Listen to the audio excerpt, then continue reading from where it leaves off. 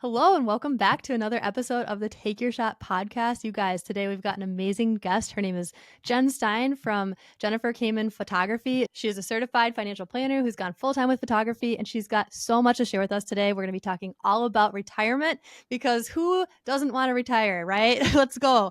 So, do you want to introduce yourself and tell everyone a little bit about who you are and what you do? Of course. Thank you so much, Hallie, for having me on. It's such an honor to be here. My name is Jen. I am, like Hallie mentioned, I'm a certified financial planner and now a full-time wedding and family photographer here in Minneapolis.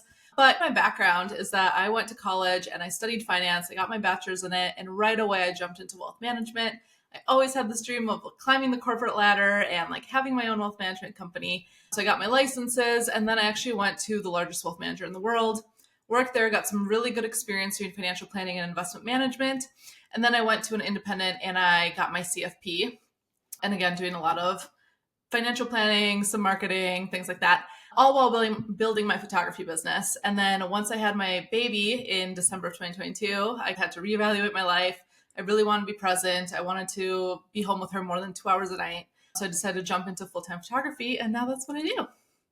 I love it. I love it so much. And just as someone who knows you not only from the photography industry, but as someone who has gotten to know you, just we're both local. We're both from Minneapolis area. And it's just been so fun to watch you grow and just step into this full on.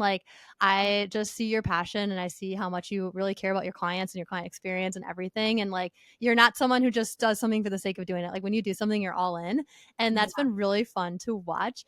And what I'm really excited to talk about today is just marrying the two passions that you have that you're clearly gifted at, of both the finance side of things as well as photography, and just really empowering other creatives today through this conversation of planning for retirement, because that's a huge topic, because I know so many people get really overwhelmed with that, myself included. And I know that you have a lot to say on it.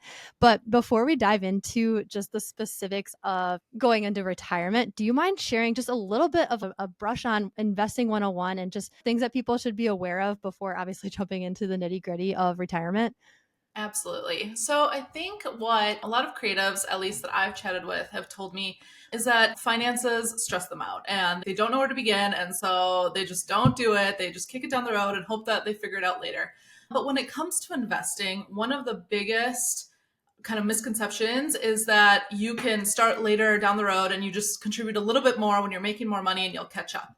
And there's something called compound interest, which is basically that the money that you invest is growing, and then that money that grows is still invested and that's growing. And so it's compounding on each other. And Albert Einstein actually calls it the eighth wonder of the world because it's so powerful. So really, investing 101 really needs to start with invest early and often. And so a few things that you want to consider when you're thinking about investing is thinking about your goals. And that's going to give you a good understanding of how long that investment strategy is going to be. So I'm 30, for example. When I'm thinking about my retirement account, that's 30 plus years down the line.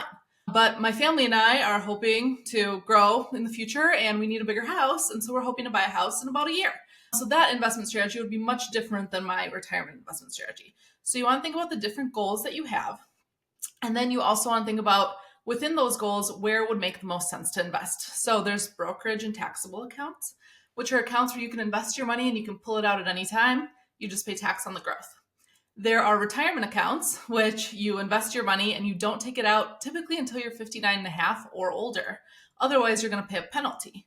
And then there's different tax strategies with that as well. So knowing what goal you're planning for is going to help you determine what kinds of accounts that you should have. Most people have both, right? They have their retirement accounts, but they also have brokerage or taxable accounts where they're investing for whatever life's needs are, whether that's house planning, just having your money grow for you, paying for child's education or things like that. Or even a lot of my clients that I worked with would have accounts for their children's weddings one day, because that's a big expense. And then, yeah.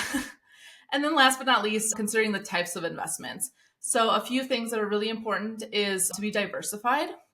Most people accomplish that goal by investing in mutual funds and ETFs rather than directly into stocks and bonds. So mutual funds and ETFs. ETFs are exchange traded funds. Those are bundles with a bunch of different stocks and bonds invested in them. So one mutual fund might have 100 or more different companies invested in it.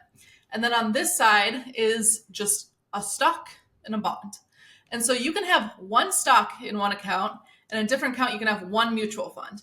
And this mutual fund might be 100 times more diversified than this stock. So to put that into example, let's say you own Target stock in one account, and then in another account, you own just large cap US companies. So 100% stock based, but a lot less risky, because if Target is in this account and it drops to zero, let's say, I don't know why, but something happens and Target goes out of business, they drop to zero, all of the other companies in the mutual funds and the ETFs hopefully won't be as affected and will keep the account up. Whereas if you just own 1,000 shares of Target and they drop to zero, now you're at zero in this account. So when we talk about diversification, for most people, we're really looking at mutual funds and ETFs. And then we're aligning that with their goals, right? So if they're on the riskier side and they're comfortable with a lot of equities and they want to be invested in US companies, we might find an index fund. SPY is one that's very popular, and it just tracks the S&P index. And typically within a portfolio, we'll see like 15 or 20 different funds that all have different goals and perform in different environments. That way, no matter what the market's doing, hopefully some of them are holding up the account if others aren't. And then when some of them are, when the market's going really well, hopefully they're capturing as much growth as we can. And then also, again, thinking about if it's going to be a long-term investment or a short-term investment. And then depending on your age and the amount of risk that you're willing to take on, you want to get the biggest return for the smallest amount of risk that you're comfortable with, right? So if I'm 30 years old and I'm planning for my retirement, and let's say I'm going to retire at 65, hopefully, that's 35 years down the line. So for me, I feel more comfortable with a riskier allocation, maybe all in stocks or equities, or 90% equities, rather than somebody who's 55 and they're going to retire next year. Because the reality is that markets go in cycles, and that typically takes about 8 years. So if you are thinking about investing for retirement and you're on the younger side, you've got lots of time to ride out those waves. But if you're going to retire 5 years from now, you don't want to have to pull your money out at the bottom or whatever your goal may be. So that's investing 101. Oh, that's such a good refresher. And I think we can really just dive into just maybe setting yourself up for retiring now that we kind of have a baseline of investing and just how to think of it. So, when someone is looking at retirement, I know like typically when you work for an employer, they're like investing in a 401k and you've got that set up for you. But when you're running your own business, that looks a lot different. And I think that for self employees, like trying to make sure that you're doing that isn't always even at the forefront of your mind because you're also balancing your books. You're also getting your business. A lot of people just focus on the revenue and like even the expenses can get out of hand. Like there's so much that goes into this side of the business that I think it's so easy to put retirement on the back burner. So I'm also 30 and this has been a topic where I'm like, man, I want to have a better understanding of this. So myself included, I think there's a lot to learn. So do you mind just getting started with retirement and kind of like how to think about it and maybe like the different types of ways and strategies you can start implementing? Absolutely. So I think when we're starting out, like you mentioned, this is going to be more focused on self-employed individuals. When you're working for an employer, like you said, typically you have a 401k or a 403b, and your employer is doing some sort of contribution or match in there. When we're self-employed, we just don't have that, right? But I don't think that that necessarily puts us at a disadvantage, because when you're working for somebody, you typically, unless you're in a sales or commissioned role or really high executive, you typically have a capped salary and you're not getting promotion after promotion. Maybe like every year you get a little bump, here and there you get a bigger bump, but you have a capped salary and your employer is probably going to match 3%, right? Whereas when you're self-employed, hopefully after a few years, I think we've all felt the first few years are a little tough, but hopefully after a few years, as your business gets going, you are in a lot more control of the income that you're earning. So what you want to think about is how much income do you need to earn so that you can also, besides living life and all of your expenses, you can also comfortably fund your retirement account. And for everybody, that's going to look different. Some people are going to say, I'm just going to open up a traditional or a Roth IRA, which is just an individual retirement account. We can all open one. And they're just, the two are taxed differently. And I'm just going to fund my $7,000 for now. And then down the road, maybe I'll do something else. Whereas if you want to fund more into your retirement accounts, 3 retirement accounts for self-employed individuals are the solo 401k, which is just for an employer who only works for themselves, has no team. The only exception is that your spouse can also be a part of the plan. But that's just for one, like a individual owned business. A simple IRA, Those are a little bit more convoluted. We're really going to focus on what's called Simplified Employee Pension Individual Retirement Account. We just call it SEP IRA. SEP IRAs are really wonderful because not only can you contribute a significant amount of money to them if you want to and if you're able to, they're also really easy to set up and the administration costs are very low. So those are two important parts of the SEP IRA. So when we talk about setting one up, typically you can, if you're working with a financial advisor, you can set one up directly through them. If you're not working with a financial advisor and you're not there yet, places that you can look for to set them up are big brokerages. So think Vanguard, BlackRock, Charles Schwab, Fidelity, all those. I don't know if eMoney may or may not have one. I'm not sure. But all those big brokerages are going to offer some sort of solution for entrepreneurs to be able to set up their SEP IRAs. Once you set up a SEP IRA, so an important thing to know about them is the employer is the only one that contributes. So if you have a team of employees, they don't contribute to their own retirement account. But as the employer, you can contribute, and this is 2024 numbers, up to 25% of your total compensation, as long as that is less than $69,000. So whichever is less. And then the only other thing that you really need to be mindful of when you set up a SEP IRA is that whatever you contribute to yourself, you have to contribute to everyone else who is an employee of your firm. So Hallie, I know you and Luke you jointly own Lully. And so both of you would have a SEP IRA. And if you contribute 10% to yours, Luke has to contribute 10% to his, or Lully has to contribute 10% to each of your SEP IRAs, if that makes sense. Totally. So if you have W-2 individuals, this could get a little pricey. But if you don't, and you're either a single member LLC like I am, or maybe you're a partnership with a spouse where at the end of the day, even though the accounts are in separate names, they all contribute to the household income. This makes a lot of sense. Cool. I do want to go back a little bit and get some clarification. So like you're saying like single owned, like does it matter then if you're LLC or S Corp, or does it matter like how you're filed as a business? Is it mostly just employee count? It's employee count. Yeah. Okay. It doesn't matter how you're filed, but so contributions are tax deductible to the business. And depending on the ownership type, you would want to work with your CPA to make sure that you're accounting for them correctly. But it doesn't matter how the business is formed. Cool. Good to know. And if anyone's curious about the different types of business structures and everything, I had an interview a couple weeks ago with Drake Friesen. You can take a look at that. He talks through all about taxes, setting up your business and all of that. So if you're confused on what I just said, go back, listen to that episode. It'll make a little bit more sense. But anyway, okay, cool. So to continue this on, I know you were talking about like working with you can set this up yourself or work with someone. If someone was going to do it themselves and looking at like a brokerage to do it through, is there anything they should like, questions they should ask, things they should look for? Like, I know you mentioned that the fees are generally pretty low, but are there any things that are like, these are red flags or this is a better option? Yeah. So I think that the main thing that you want to look for, and the big brokerages that I named off are going to offer this, but if you're working with a smaller firm or a smaller advisor, so all the money that you are contributing to your SEP IRA is going to be invested, right? Because that's the whole goal, is for it to grow, for that interest to compound, and for your money to really work for you. The thing that you want to be sure of is that you are able to invest in pretty much any security under the sun that you want to. So a few of the smaller firms will have proprietary investments. So I don't want to name one off, but if we were to say like XYZ Wealth Management and they're a small company, they don't clear through a big brokerage, they would only be able to sell you XYZ stock A, XYZ stock B, or mutual fund A or mutual fund B. And you really want to have the ability to invest in anything. So that's like another point of investing, is that when we talk about being diversified, we want to be diversified not only within the mutual funds that we have, the group of stocks, the group of bonds, but we also want to be diversified in all different kinds of companies, right? We want to be diversified in large US companies, as well as large international companies, and then mid-sized and small. And then there's different sectors like healthcare and financials and materials and all these types of things. That way, if one area were to not perform as well in the market or something were to happen, the other areas would hopefully hold up your investment a little bit more, if that makes sense. Totally. I think it does. And I think for people who maybe get overwhelmed with like even where to put their money, I know for me, I've had Mhm. money sit in my account. It's like it's in my investment account, but I actually like don't even know where to put it.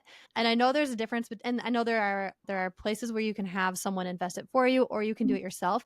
And I know that both can have their pros and cons, and some of them have more fees than others. I know we're talking a little bit more about like the SEPs, but just generally general investing now. I want to take it back to that for someone who's wondering what to look for. Like, what's the difference between having someone manage your funds or not, or just having someone help with planning? Like, what are the types of services out there that they could be utilizing to help them get this set up or even have it managed for them? Absolutely. So I think it's a broad spectrum of services. So you can go from, like we mentioned, you are managing this yourself. Typically, the recommendation here is to only do it when you're getting on your feet, when you're getting started, when you're accumulating assets. Once you have a significant amount of assets that are investable, you probably want to start working with a professional. Within that, there's a broker, and then there's like a financial planner, advisor, holistic person that's going to do it. So what a broker does is they literally take your money and they can just trade stocks and bonds. They typically have to call you every time and ask you if it's okay to do this, and they charge a fee per transaction. My recommendation is not to go this route, just because a lot of the times at the end of the year, let's say they've said, for this fee, I'll do 20 transactions for you, and they've only done 15 at the end of the year. And you're doing well, but the broker wants to charge that fee for the 20 transactions. They might be inclined to do more. They shouldn't ethically, but it happens. So my recommendation is, when you do decide that it's time to work with a professional, to find a financial advisor in your area that does assets under management. So they charge you a percentage that you agree upon, and then they manage all of your assets under their discretion. So they don't have to call you every single time. You can have an agreement with them that they will, if that's something that you want and that they're willing to do, but it's not a requirement. And it's just something where you get a statement in the mail at the end of every month, and they are managing your assets under their discretion. And you're really both have the same goal in mind, right? Because they charge a percentage of the assets under management. So when your account goes up, their fee goes up by product. So really both sides win when the account grows. And that's a good strategy to have. Yeah. And I think like you were talking through like earlier on, it makes sense to maybe not do that. At what point would it, as you grow, do you mind defining that a little bit more? Like at what point, or is there a certain benchmark where it might make Yeah. more sense for someone to do that? So in my experience, I've worked at 4 different firms, both big and small, and everyone's going to tell you a different number that you ask them. In my personal experience, from what I've seen, is typically when there's about $250,000 in investable assets, that's when you can work with a professional and they are managing your assets. They're not outsourcing it to anyone, and the fees aren't as high. Hmm. Now, these people, advisors, are wonderful, but they can charge whatever they want. And so it's okay to interview 4 or 5 and to see who you are going to get the most bang out of your buck with, what they do, what kind of investments that they're going to put your money into, if they offer financial planning within that fee, which most of them do, but some don't. And so, again, somebody will tell me I'm wrong and that they'll invest your money with $50,000, and that's great. But in my experience, a lot of the time that is outsourced. And so, when you could be paying maybe a 1% or a 1.5% fee, you might be paying 3% instead, because they're outsourcing your $50,000 to somebody else and they have to pay that fee. So it depends, but in my experience, about 250,000 is a safe bet. Cool. That is so good to know. And I'm sure a lot of people are like at that point right now, right? We're all there. Just kidding. I mean, there probably might be, but no, for real, I think I think that as a 30-year-old, it sounds daunting, but when you think about like how much money you need in retirement and things like that, the closer you get, the more and more assets you're going to have, and the sooner you invest, the more they're going to grow.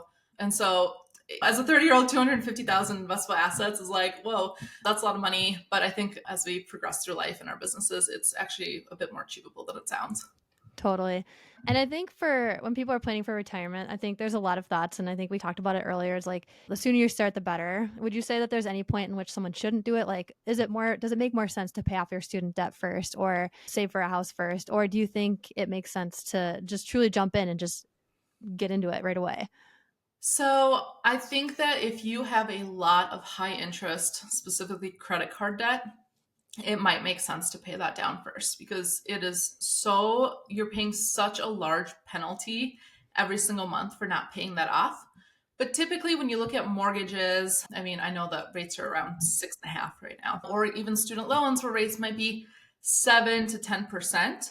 it would make sense to just continue to make the payments that you can on those, but also be investing for retirement, because really that compound interest is so strong and you really cannot, it's really difficult to make it up down the road. And I've seen examples, I can't rattle one off the top of my head, but it's like, would you rather have a penny a day that doubles every day, or $100,000 right now, or something like that?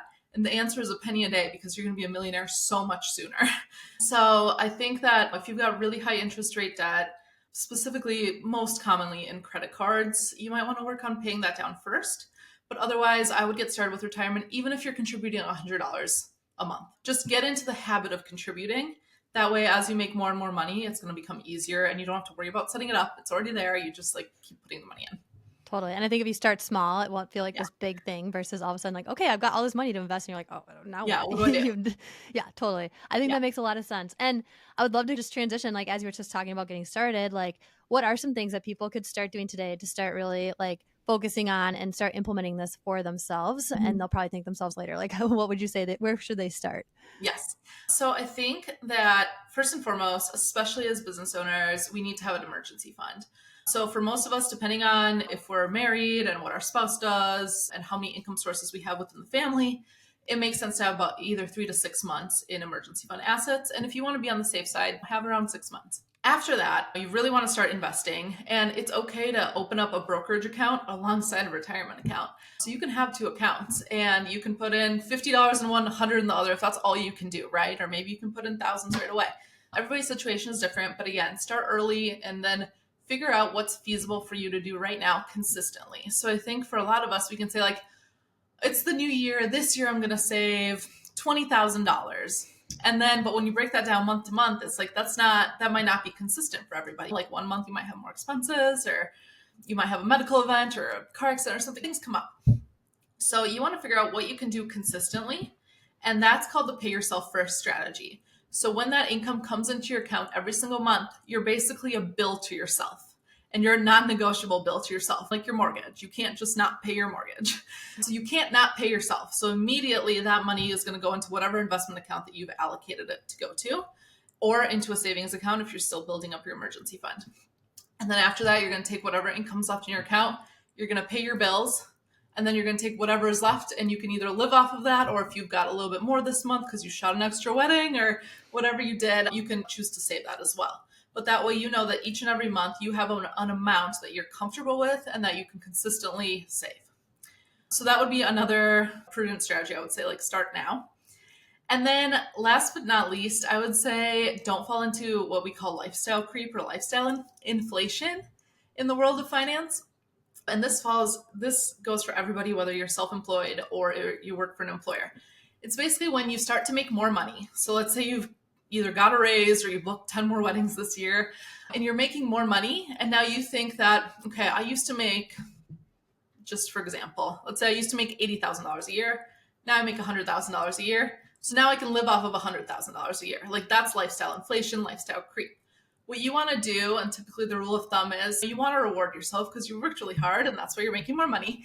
But you want to take about half of that increase and you want to save that, right? And then only live off of the other half. So in this example, it would be, I would live off of $90,000 a year, and then I would increase my savings by another $10,000 a year, if that makes sense.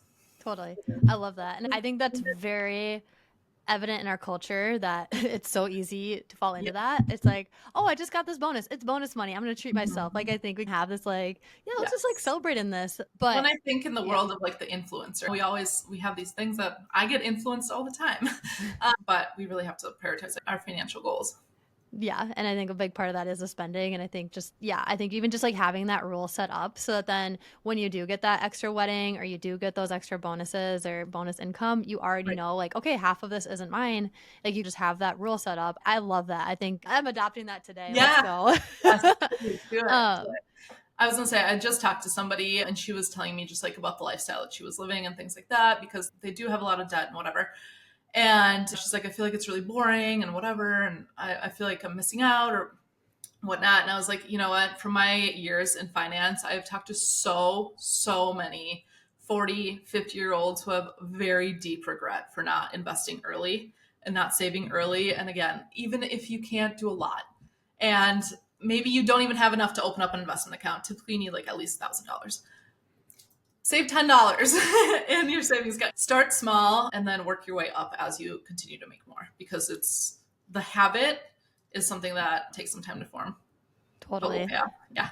Yeah. And I think, yeah, compound interest, compound habits, like just start building these things. Don't feel like you have to listen to this episode. I'm like, okay, I'm gonna do everything. Like, Yeah. no, Yeah. please choose one thing, stick to it, figure out where you need to start, and then just make a plan. I think that's great. One other thing that comes up with lifestyle inflation, and I think we've all heard the term keeping up with the Joneses, but really it's just living within your means and not feeling like you need to look a certain way or look like you have a certain status or a certain amount of money. And we always used to joke about this at one of the firms that I worked at, because we had a client who would come in like an old coat, and just when you looked at her, you would not think that she was wealthy. And she actually had many millions of dollars. And so I think that with the world of influencing and what we're seeing online and what we're seeing on TikTok when we're mindlessly scrolling, it makes us want to spend and buy. And that's these brands' marketing strategy, right? Like, it's working. But we really need to dial it back and think about what it means to live within our means. And that way, hopefully down the road, we'll have a lot more savings, and that takes a lot of stress off of people. Like, another term that we would talk about in financial planning is money doesn't buy happiness, but it does buy a lot of freedom. And time freedom is the one thing that none of us can get back. And it's so valuable. And that's something that we need. But also, like, other things, like if you were to have a medical event and you were to be able to choose the care that you got because you had some extra funds for that, or you retired and you wanted to travel the world and you got to choose to do that because you saved for it. So it's really just talking about delayed gratification and knowing that what you're doing now is going to pay off in dividends down the road. Totally. I think that's so good. Man, this has been such a great conversation, and I've really appreciated you just like coming on the show, really breaking this down for people. And no doubt this is going to change lives, because there's people out there who are listening right now who aren't doing this, and they're going to start doing it, and they're going to thank themselves so much later, just because they listened to this, they got their act together, and they started implementing some of these things. So thank you so much. For those who are maybe wanting to learn more about this and like maybe have conversations with you, where can they find you, and what types of resources and guidance can you provide? Yes. So, like I said, I'm a full-time photographer. My photography website is jenniferkimphotography.com. Same with my Instagram. But I am actually starting my own podcast talking all about these things. And currently we just have a Instagram page that's just started like last week. But that's where a lot of resources will be posted. It's called From Finance to Photography, detailing a lot of my journey. We're also going to talk about a lot of motherhood things there. And then down the line, I am also going to be offering some consulting services to help people out with financial planning and just defining their goals and coming up with a strategy that works the best for them. I love it. I love it so much. And we'll link that in the show notes for anyone listening. But seriously, this has been so great. Thank you so much for your time today. And everyone listening, we'll see you next week. Thanks, Allie.